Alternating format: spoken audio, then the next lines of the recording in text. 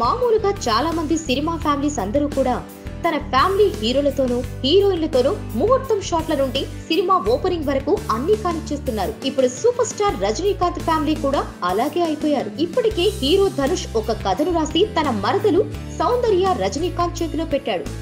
ఆమె డైరెక్షన్ లో ఇప్పుడు ఆ కథను VIP 2 సినిమాగా రూపొందిస్తున్నారు. ఈ సినిమా మొదటి వర్షన్ తెలుగులో రఘువరన్ బీటెక్ అంటూ విడుదలై సంచలనం సృష్టించింది. అయితే ఈ వేలు ఇల్లై పట్టదారి సినిమాను ఈ రోజు లాంచింగ్ చేశారు. తన కూతురును బ్లెస్ చేయడానికి ముహూర్తం షాట్ కు దర్శకత్వం వహించాడు సూపర్ స్టార్ రజనీ. అల్లుడు హీరోగా, కూతురు డైరెక్టర్ గా, తానేమో గౌరవ దర్శకత్వం. వావ్, అదుర్స్ అంటే అదుర్స్ కదూ.